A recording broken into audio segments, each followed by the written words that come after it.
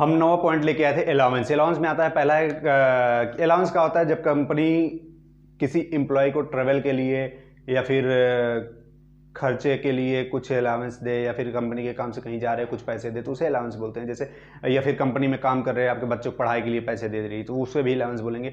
Allowance ऐसे नहीं company सारा कुछ, जैसे मतलब 1000 रुपये है तो 1000 रुपये कर दे बच्चों के एजुकेशन के लिए, नहीं, मैक्सिमम 100, उसमें लिमिट दे रखा है कि ये इतना पैसे देगा तो एग्जाम्प्ट होगा, और इससे अगर अधिक पैसे दे रही है कंपनी अलाउंस के रूप में, अलाउंस के नाम से, तो वो टैक्सेबल हो जाएगा।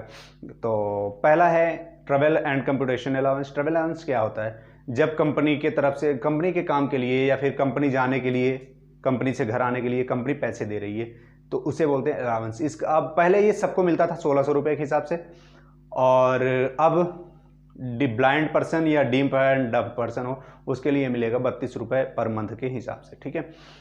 और दूसरा आता है children and education allowance. Children and education allowance होता है बच्चों के पढ़ने के लिए जो पैसे मिले उसे बोलते हैं चिल्ड्रन एंड एजुकेशन अलाउंस। ये मैक्सिमम टू चिल्ड्रन के लिए अलाउ होगा, और 100 रुपये तक ही अलाउ होगा, ना कि 100 रुपये से ज़्यादा। मैक्सिमम दो बच्चे होना चाहिए, और पर मंथ 100 रुपये मिलेगा मैक्सिमम, तो ये एग्जाम्प्ट होगा। दूसरा होता है children hostel allowance. Children hostel allowance, अगर बच्चे आपके हॉस्टल में रह रहे हैं पढ़ाई के लिए, तो मैक्सिमम 2 बच्चे के लिए यहाँ भी मिलेगा, और 2 बच्चे के लिए मिलेगा मैक्सिमम 300 रुपये मिलेगा चिल्ड्रन हॉस्टल अलाउंस। उसके बाद आता है अंडरग्राउंड अलाउंस, या जैसे आपको कहीं माइंस वगैरह में काम कर रहे हैं तो उसके लिए अगर कुछ अलाउंस मिल रहा है तो वहाँ पे मिलेगा मैक्सिमम 800 रुपये पर मंथ के हिसाब से।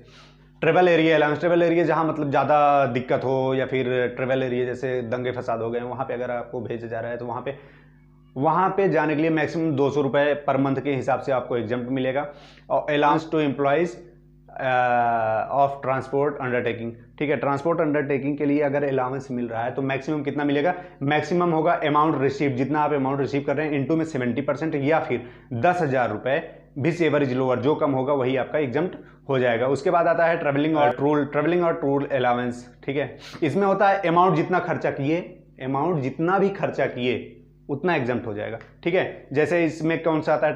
ट्रेवलिंग और टूर अलाउंस, कन्वीनियंस अलाउंस, और फिर आता है यूनिफॉर्म अलाउंस, डेली अलाउंस, या फिर helper allowance for the office purpose, ना कि अपने पर्पस के लिए आप एम्प्लॉय को यूज कर रहे हैं, ठीक है।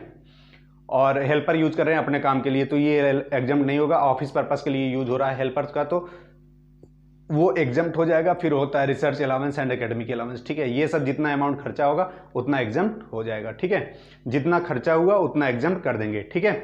अब उसके बाद आता है 13 नंबर पॉइंट। इसमें अलाउंस में 13 नंबर पॉइंट आता है HRA, house rent allowance. House rent allowance क्या होता है? एग्जाम्प्ट होगा अंडर सेक्शन 10 सबसेक्शन 13A।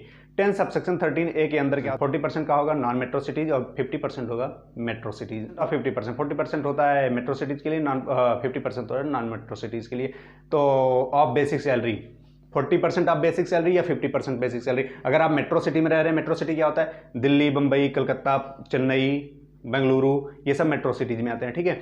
अगर यहाँ पे आप रह रहे हैं, यहाँ पे आपका HRA अलाउंस एग्जाम्प्ट कराना है तो वहाँ पे 40% मिलेगा, और अगर इनके अलावा अगर नॉन मेट्रो सिटीज में रहते हैं तो 50% ऑफ सैलरी। बेसिक सैलरी में क्या होगा? Basic salary plus DA plus turnover of commission, ठीक है। उसके बाद आता है एक्चुअल अमाउंट रिसीव्ड, कितना आपने अमाउंट रिसीव किया है। और उसके बाद आता है rent paid 10% of the salary. 10% जितना रेंट पेड किए उसका मतलब सैलरी का 10% बीच एवरेज लोअर, वो एग्जाम्प्ट हो जाएगा। 50% आपको बताया मैं मेट्रो सिटीज के लिए, और 40% बताया नॉन मेट्रो सिटीज के लिए, ठीक है। 14 नंबर आता है ऑल अदर अलाउंस ऑफ और फुल्ली टैक्सेबल।